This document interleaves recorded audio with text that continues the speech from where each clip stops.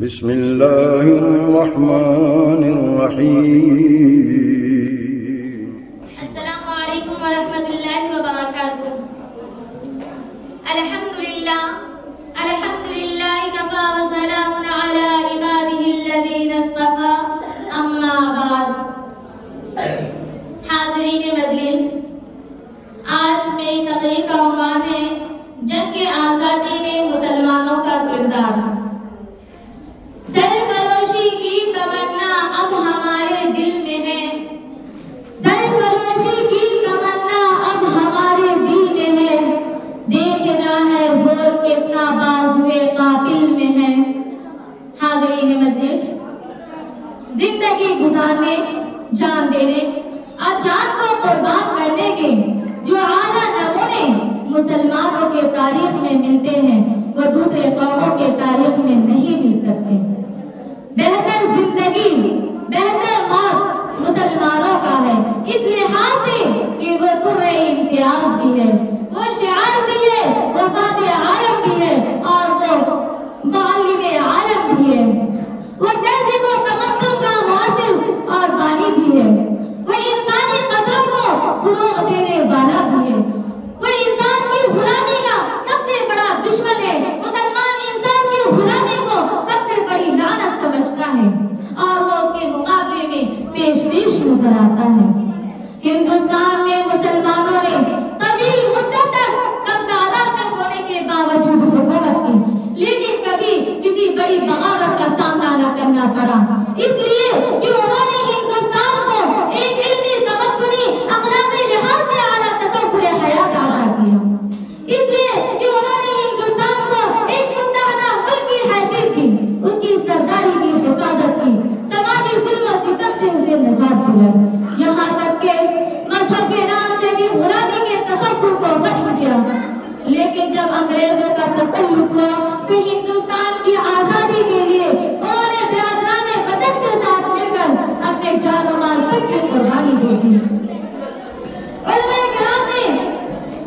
انگریزوں کے خلاف جنگ کرنے کا فتویٰ دیا۔ تحریک آزادی میں علماء کرام بڑی تعداد میں شریک تھے۔ دارالعلوم دیوبند کے علماء محدثین، جس کو آج غدار وطن کہلایا جاتا ہے، وہ دوسرے طبقوں سے زیادہ نمایاں تھے۔ ہندوستان کی آزادی میں علماء محدثین اور مسلمانوں کا جو کردار رہا وہ کبھی بھی فراموش نہیں کیا جا سکتا۔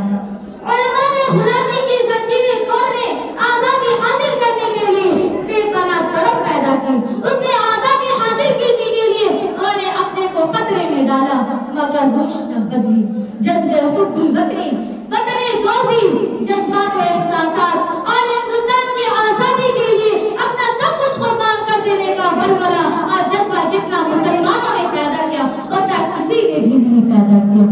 علماء کرام اور مسلمانوں کی تاریخ جذبہ حب الوطنی، سرفروشی، وطن دوستی اور وسعت بیانی اور آزاد خیالی، بے باکی اور بے خوفی کے واقعات سے بھری پڑی ہے۔ حضرت مولانا شیخ عبدالعزیز محدث دہلوی رحمۃ اللہ علیہ، احمد شہید رحمۃ اللہ علیہ، مولانا اسماعیل شہید رحمۃ اللہ علیہ، ٹیپو سلطان شہید رحمۃ اللہ علیہ، حاجی امداد اللہ مہاجر مکی رحمۃ اللہ علیہ، مولانا قاسم کاوتوی رحمۃ اللہ علیہ، مولانا فضل احمد آبادی رحمۃ اللہ علیہ، مولانا ابوالکلام آزاد رحمۃ اللہ علیہ، اشفاق اللہ خان، یہ وہ نام ہے جن کے بغیر ہندوستان کی تاریخ ادھوری اور نامکمل رہے گی۔ ان عظیم المرتب علماء نے وطن کی آزادی کے لیے بہت ہی بڑا کردار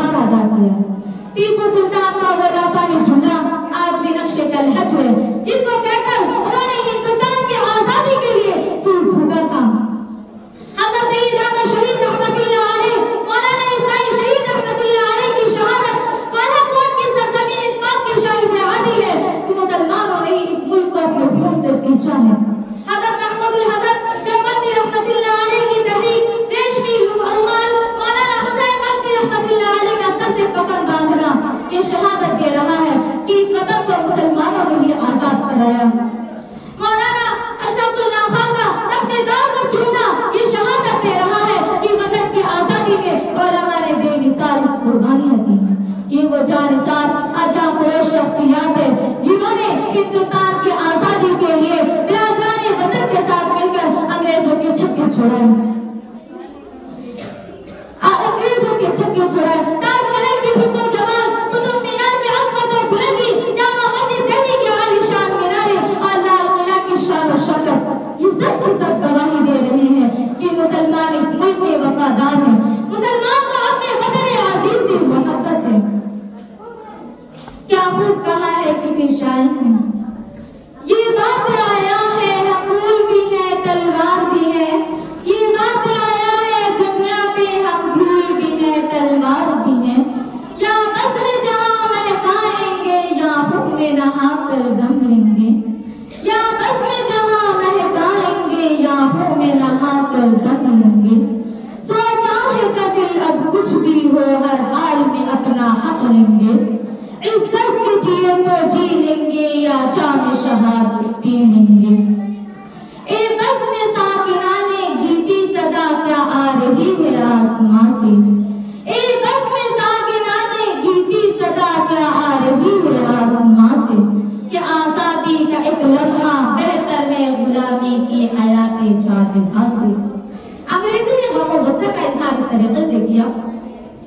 زبان کو بند کرے یا مجھے اسیر کرے،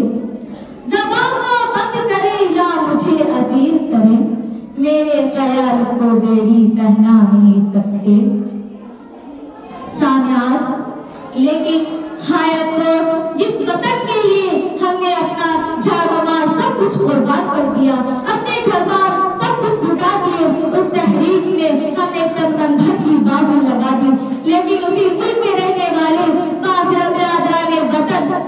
مسلمانوں میں غداری کا الزام لگاتے ہوئے کھیسک رہے ہیں اور یہ کہتے ہوئے پھر رہے ہیں،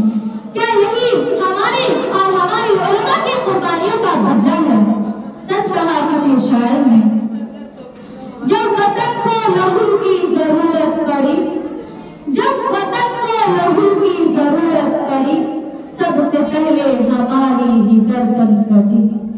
اب ہمیں سے یہ کہتے ہیں اہل وطن، یہ وطن ہمارا تمہارا نہیں۔ اور الفاظ دیگر، جب بڑا وقت گلستہ پہ کفو ہم نے دیا، جب بڑا وقت گلستہ پہ کفو ہم نے دیا، جب بہار آئی تو کہتے ہیں تیرا کام نہیں۔ سامعات، بس اب میں انہی پاکیزہ جذبات کے ساتھ ہم ہندوستانی آباد مقام وطن سے بیدار کر کے اپنی تقریر کو ختم کرتی ہوں۔ نہ سمجھو گے تو مٹ جاؤ گے اے ہندوستان والو، نہ سمجھو گے تو مٹ جاؤ گے اے ہندوستان والو، تیری داستانوں تک بھی نہ ہوگی داستانوں میں۔ وطن کی فکر کرنا دا مصیبت آنے والی ہے،